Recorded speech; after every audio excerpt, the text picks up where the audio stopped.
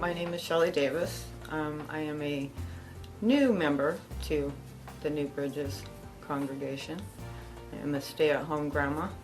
I watch my daughter's babies during the day so that she doesn't have to take them to a daycare.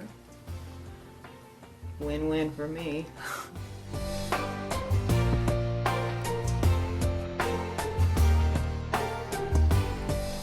Well, I grew up in an extremely abusive home, and I escaped that house when I was 15. I got married because I deliberately went out and got myself, and I married an abusive man who was into a lot of things that I had never been introduced to. And I slowly got into drugs. By the time I was 24 years old, I had 5 kids. And then he ran off with my best friend. And then I was diagnosed with cancer.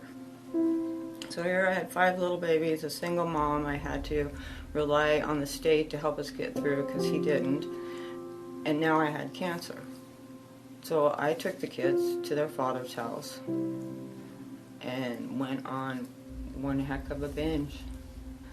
When I finally decided to get sober, I went to pick up my kids and they were gone. He'd moved them out of state. 4 years into it, I got a phone call from somebody to let me know that my oldest son had been shot and killed by his best friend. He was only 12. He'd only been 12 for a month. And we got this phone call from my mom that said my brother had been diagnosed with leukemia. And halfway through the whole process, my godmother, as I called her, that stepped in for my mom, was always there for me, was diagnosed with lung cancer. And she went really fast.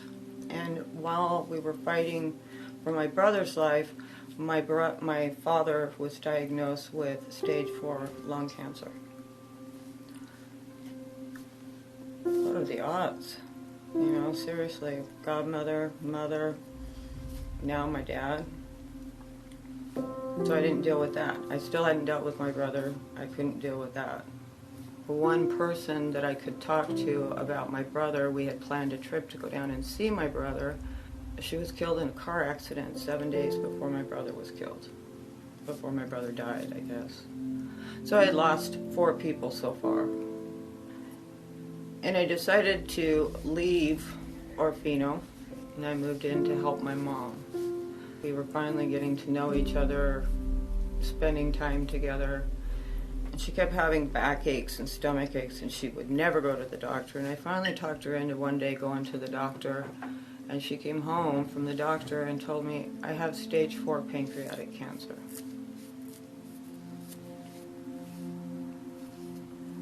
At this point, I have absolutely no faith whatsoever.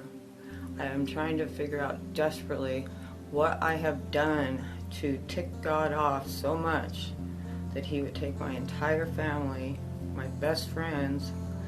Why? Why is this happening to me? And I came to church one day, and I walked in, and I can't even tell you what the sermon was about, because I heard 3 words: sin, cancer, and death. And it was like I was the one being told, you screwed up. And I was forced to face the demons that I had put away for so long, and forced to face the guilt that I didn't deal with, the loss I had never dealt with. And I left. And I didn't come back to church. I had no plans to come back to church. I figured, okay, my family was right. I'm being punished. There's no sense in me worshiping a God that's going to punish me like this. I'm done. Nobody's even going to notice I'm gone. Wrong. Good old Pastor Brown went. He's on the phone. Susan's on the iPad, you know, text me, we need to talk, come in, we can help you. You guys can't help me. And then my dog died. I had to take her in and have her put to sleep because her kidneys quit. And it was the very last straw. I'd had it. I was so ticked off. I just could not believe it. And I actually had a screaming fight with the Lord. In the middle of my fight, I had managed to dodge the phone calls. Good old caller ID. I could tell it was Pastor Brad, you know. I accidentally picked up that phone. Hey, Shelley. Pastor Brad again. We talked for a while. Made me think a little bit, and after I hung up, I just looked up and I said, okay, I'll give you another chance. So I woke up the next morning and I had such a peace in my heart that it's indescribable.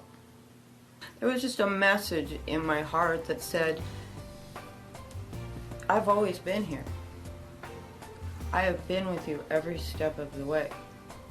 And I did not take those people away from you.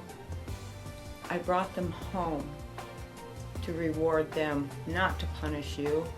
It was their reward to come home. They'll be here waiting.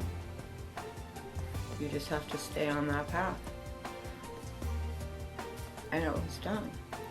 And all of a sudden, it made total sense to me. Absolute total sense.